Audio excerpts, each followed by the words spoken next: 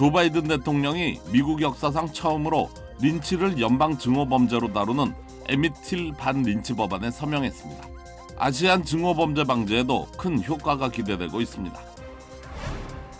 러시아와 우크라이나 간 5차 평화협상에서 우크라이나는 새 안보 보장체제 구성을 제안했고 러시아는 군사활동을 대폭 줄이겠다는 입장을 내놨습니다. 식품의약국 FDA가 50세 이상 성인에 대해 코로나 백신 4차 접종을 승인한 가운데 스텔스 오미크론 BA2 바이러스가 우세종이 됐다는 연구 결과가 나왔습니다. 물에 빠진 반려견을 구하기 위해 한 남성이 강물에 뛰어들었는데 결국 구조대에 의해 본인이 구조되는 일이 벌어졌습니다. 캘리포니아주의 주택 임대료 지원 신청이 이달 30일로 마감됩니다.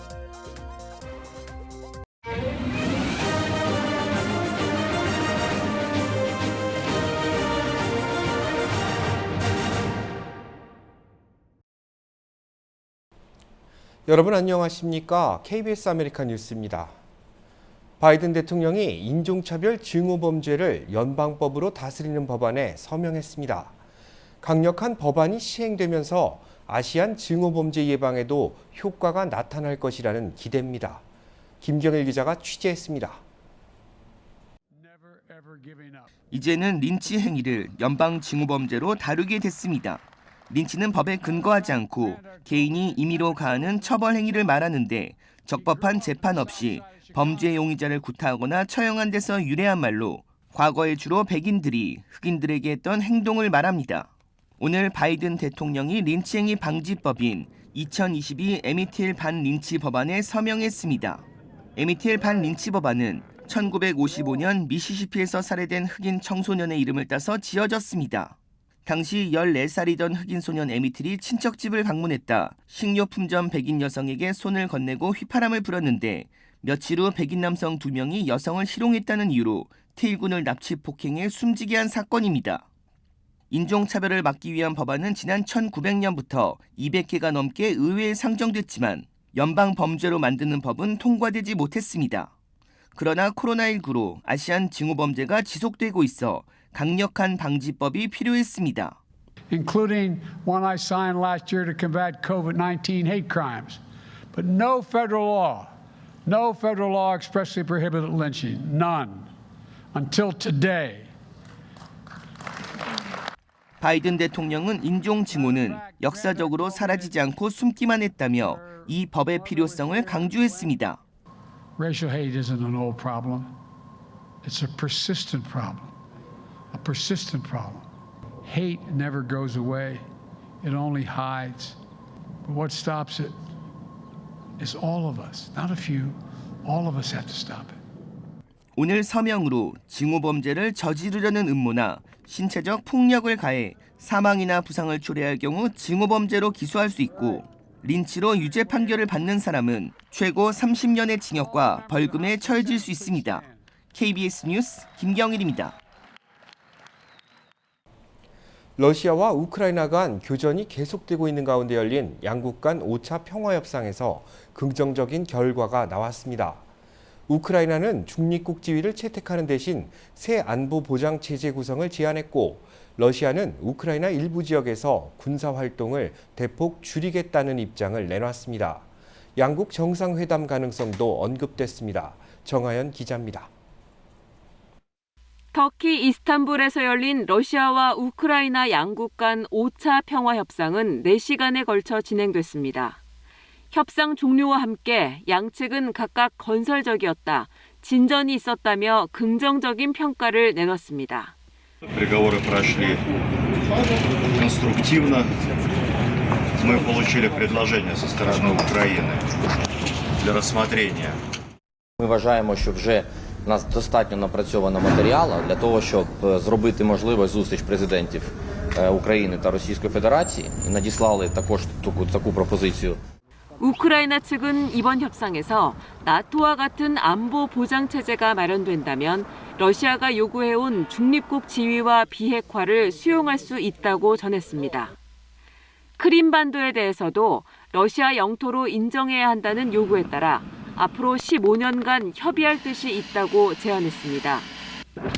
우크라이나의 중립적이고 비동맹적인 지위 추구를 확인하는 문서로 된 제안을 받았다고 밝힌 러시아는 이에 화답하는 조치를 내놨습니다.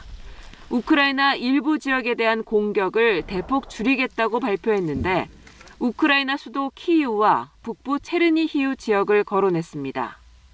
그동안 성사 가능성이 낮았던 푸틴 대통령과 젤렌스키 대통령의 회담 가능성도 제기되면서 한 달 넘게 이어진 전쟁에 돌파구가 마련될 거란 기대가 나옵니다. 다만 러시아 측은 친러시아 분리주의 반군이 장악한 동부 돈바스와 한 달 가까이 포위 공격 중인 마리우폴 등 남부 전선에서의 군사활동 축소에 대해선 언급하지 않았습니다. KBS 뉴스 정아연입니다. 미국은 일단 상황 전개를 지켜보겠다는 신중한 입장입니다. 바이든 대통령을 비롯한 서방 측 정상들은 협상 결과가 나올 때까지 러시아에 대한 압박을 지속한다는 데 의견을 모았습니다. 보도에 김기현 기자입니다. 조 바이든 미국 대통령은 러시아가 군사활동 축소를 발표했지만 실제 행동에 나설 때까지 어떤 것도 예단하지 않겠다고 밝혔습니다. 리셴룽 싱가포르 총리와 정상회담 후 공동 기자회견에서 우크라이나 사태 전망에 관한 질문에 신중한 태도를 보인 겁니다. 바이든 대통령은 별도로 프랑스와 독일, 영국 정상들과 전화통화에서 당분간 러시아 압박과 우크라이나 지원을 계속한다는 데 공감했다고 설명했습니다. But in the meantime, we're going to continue to keep strong the sanctions. We're going to continue to provide the Ukrainian military with their capacity to defend themselves.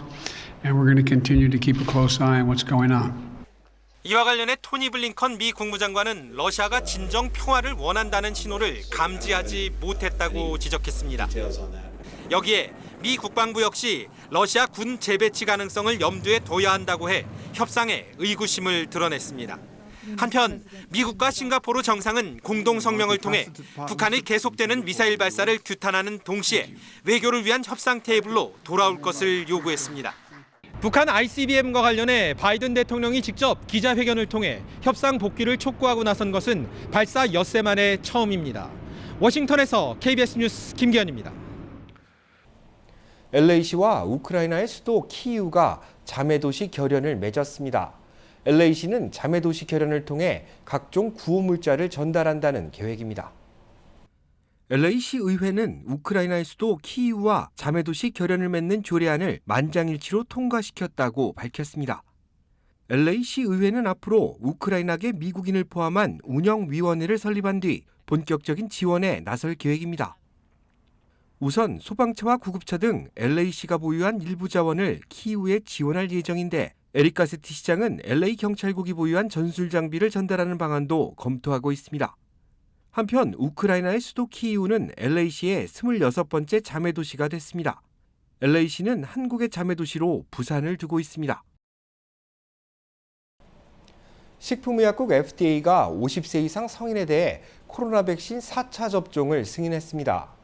오미크론 변이보다 전파력이 더 강한 것으로 알려진 일명 스텔스 오미크론 BA2 바이러스가 국내에서 우세종이 됐다는 연구 결과도 나왔습니다. 이영현 기자가 보도합니다. 미 식품의약국 FDA는 현지 시각 29일 3차 접종일부터 최소 4개월이 지난 50세 이상 성인은 4차 접종을 받을 수 있다고 밝혔습니다. FDA는 3차 접종을 마친 고령층에서 심각한 증상에 대한 보호가 약해졌고 추가 접종으로 개선할 수 있다는 최근 이스라엘의 연구 사례를 고려했다고 밝혔습니다. 백신 제조사들은 접종 대상을 65세 이상으로 요청했지만 FDA는 호흡기 바이러스에 대한 일반적인 고위험군을 50세로 보고 있어 대상을 확대했다고 설명했습니다. Choosing age 50 and up, which is often something we use for other respiratory viruses like influenza to consider those at high risk or higher risk. 마크스 소장은 이스라엘의 실험 결과에 따르면 이 연령대는 심근염 등 4차 접종에 따른 부작용 가능성이 매우 낮다고 설명했습니다. The side effect profile that was looked at in 1 million individuals who had received additional doses in Israel looked very favorable in this age range. So 이런 가운데 미국 질병통제예방센터 CDC가 지난 20일부터 26일 기준 미국 내 오미크론 하위 변이인 BA2, 이른바 스텔스 오미크론의 감염자 비중이 54.9%로 추정된다는 조사 결과를 공개했습니다. BA2는 오미크론 유행이 한창이던 지난 1월 중순 0.2%에 불과한 것으로 추정됐지만 약 2달을 넘기며 우세종이 됐습니다. 그러나 BA2의 확산 속에서도 미국의 전체 신규 확진자는 3만 명 수준으로 정체 양상을 보이고 있습니다. 또 일주일간 하루 평균 사망자도 700명대로 2주 전보다 40% 감소했지만 일부 보건 전문가는 방역 규제 완화에 따라 재유행 가능성을 경고하고 있습니다. 로스앤젤레스에서 KBS 뉴스 이영현입니다. 한국의 코로나 상황도 심각한 수준입니다. 코로나19 누적 확진자가 1,200만 명을 넘어서면서 격리 해제 이후에도 기침이나 피로감 등 후유증을 호소하는 사람들이 많다고 합니다. 격리 이후에도 오랫동안 후유증이 이어지는 증상을 롱 코비드라고 하는데요. 주로 어떤 증상이 나타나고 어떻게 대처하면 좋은지 알아보겠습니다. 이현정 기자가 취재했습니다. 이달 초 코로나19에 확진됐던 30대 여성입니다. 오늘 어디가 불편해서 오셨어요? 코로나 확진 이후로 네. 목에 이물감 좀 있고 계속 이제 기침하게 돼서 격리 해제된 지 20여일이 지났지만 목 통증과 기침이 여전합니다.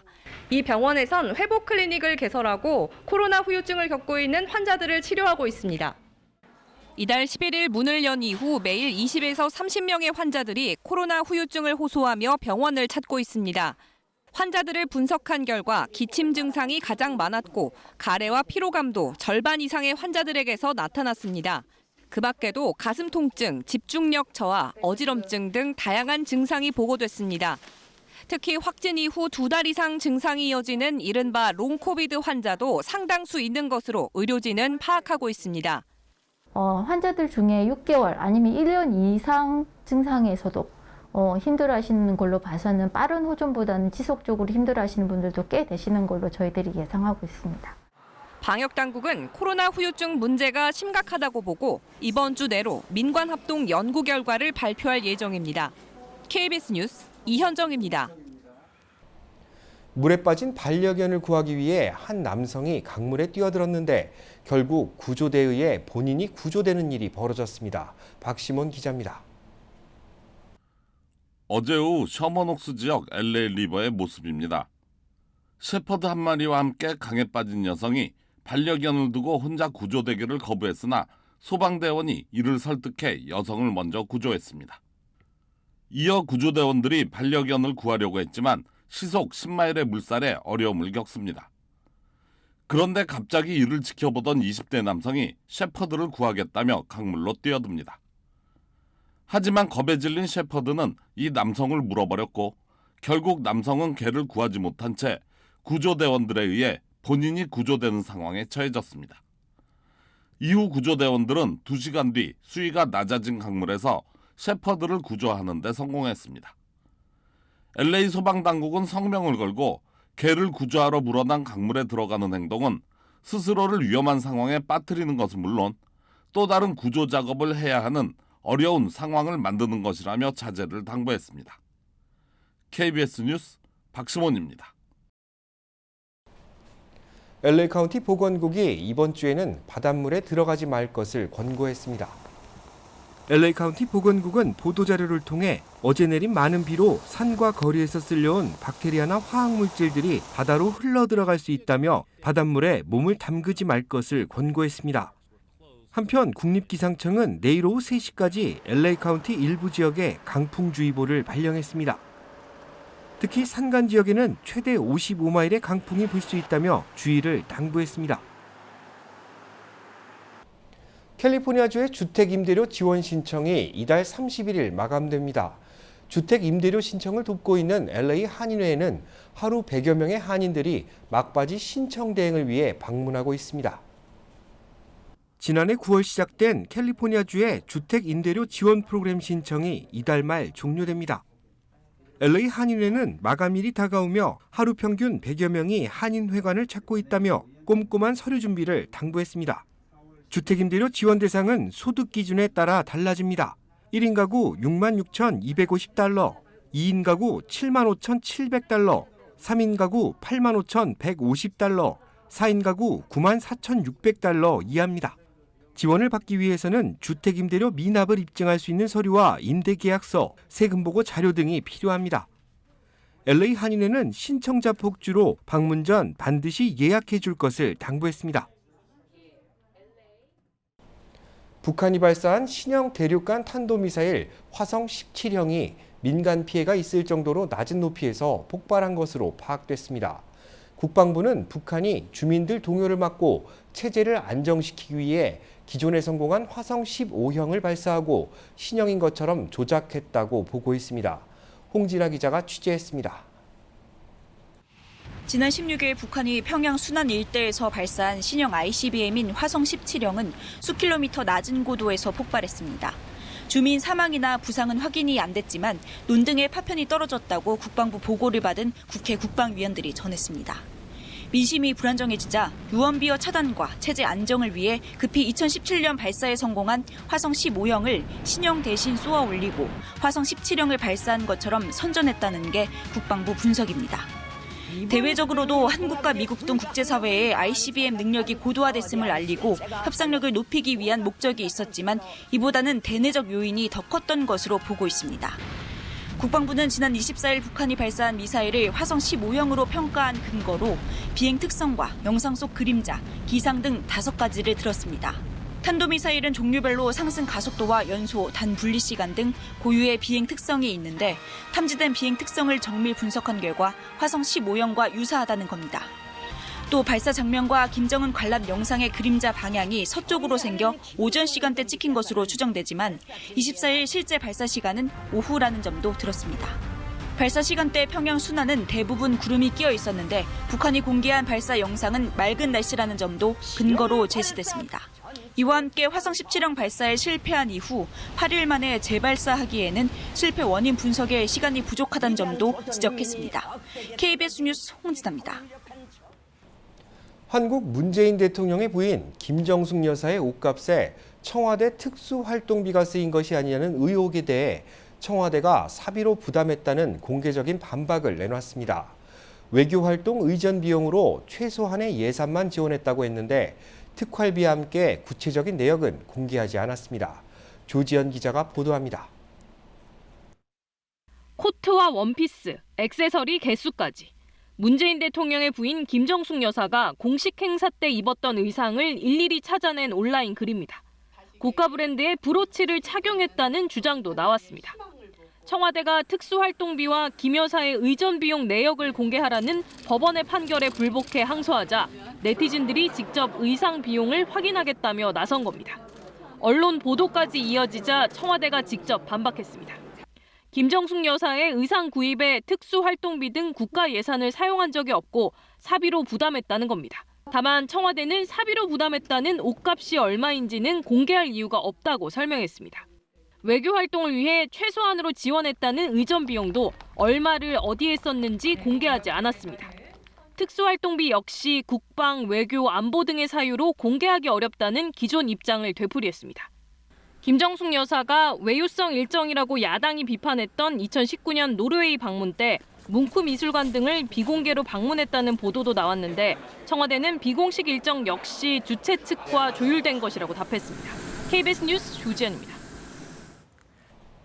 뉴욕시가 도로의 25%를 보행자와 자전거 이용자, 학교와 식당, 시민단체 등이 사용할 수 있도록 할당할 계획임을 밝혔습니다.